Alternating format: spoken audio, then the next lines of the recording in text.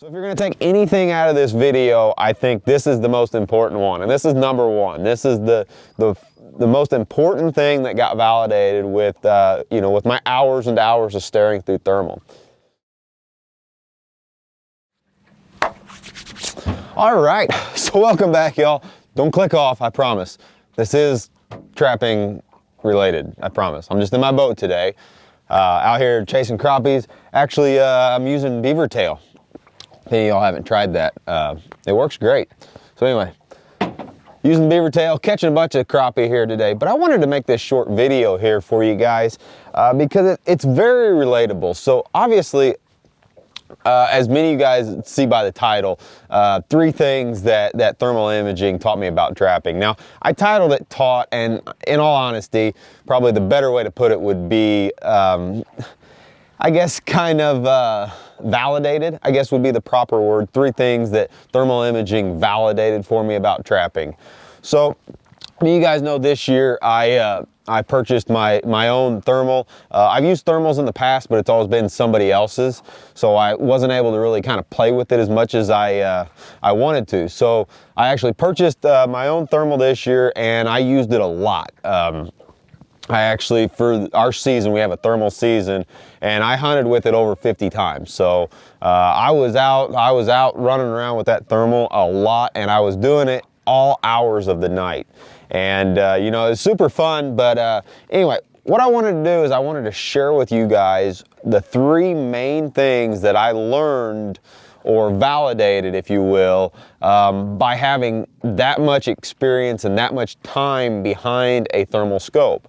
Because it was really kind of cool. It did validate a lot of stuff. So I can relate this to a fishing side just perfectly, right? So, 15 years ago or so, before mapping, before GPS, you went out to the lake, you caught some fish, you made some landmark waypoints. You didn't really know what was there, but you knew something was there. Then mapping came out, and you're like, oh, I'll be damned. I knew that was a ledge or a brush pile or something, so this is kind of in the same realm. The thermals, kind of like I said, validated a lot of what I knew. So top 3 things, here we go. Number 1, and this is something that if you guys have watched my videos, you will have heard me talk about it for a long time, but definitely the thermal, with the thermal, you're seeing everything moving. You're seeing mice, owls, coyotes, coons, you're seeing everything move. And one thing that became very apparent was something that I've been talking about for years, and it is critters move way more right before fronts. No different than kind of like with the fishing, but the critter movement right before a front, and it can be a cold front, it can be a snowstorm, generally in the winter it's cold, but it is amazing how much more animal activity there is out there right before a front. Now, why is this important? Because you guys have heard me talk. A lot of people will pull their sets, before bad weather or, before rain. And I've always talked about if you can keep sets out there working, that is some of the best times to have stuff in the ground. Because you have to understand these critters just aren't moving every single night. There is highs and lows like everything else. And, that thermal, like I said, it really did show me and kind of validated that the critter movement right before fronts was way more than, say, just a solid run of stagnant weather, basically, or stable weather. Sometimes the critters just would not kind of be out there. And I'm talking everything. I'm talking deer, coons, coyotes, everything. So that's pretty cool to see. And like I said, it just kind of validated. If you can have your sets in the ground before those big major fronts, it is definitely to your advantage. So number two, one thing that showed me, and this is something that I have very much thought all along for many years, and like I said, this really validated something, but it has to do with especially coons and the way that they den.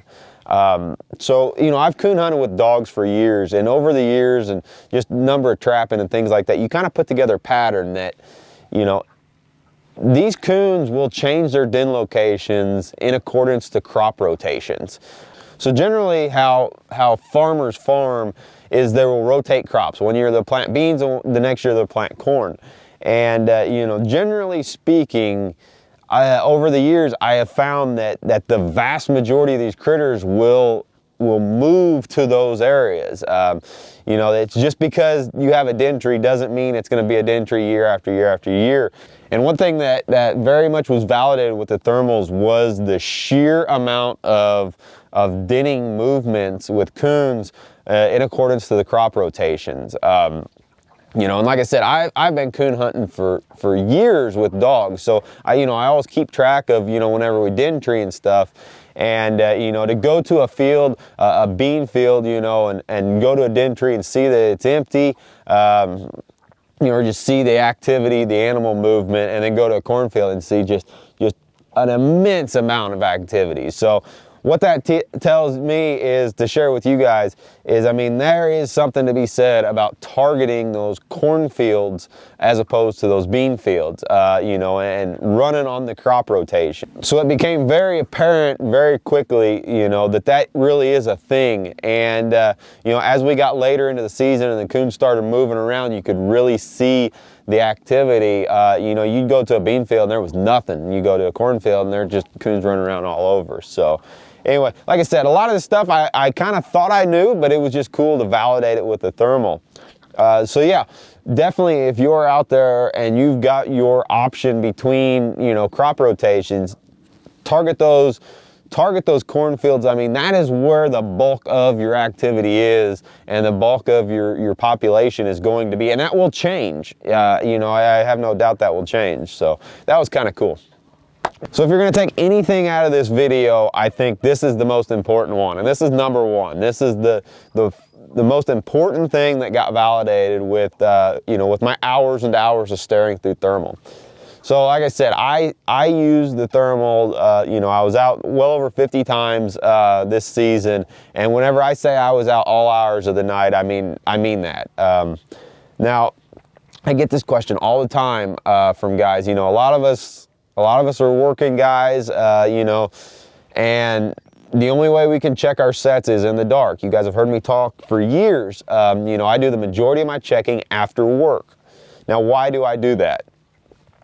Well, in my mind, I had always thought that the bulk of the critter activity was in the morning versus early in the evening, and that is why I check in the evening as opposed to early morning.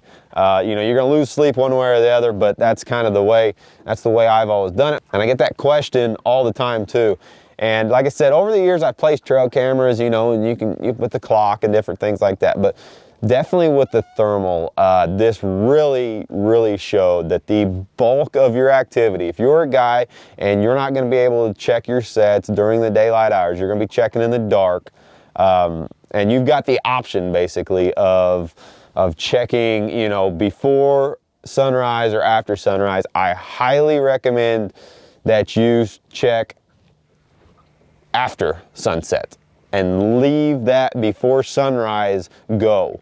Obviously, you know, everybody's got a different schedule, you know, so it may change for, you know, different people, but I can tell you with many hours of staring through a thermal scope and watching critters that there is a lot more activity, you know, that last hour and a half before sunrise than there is that hour and a half after sunset, you know, which is generally whenever I am checking sets in the wintertime.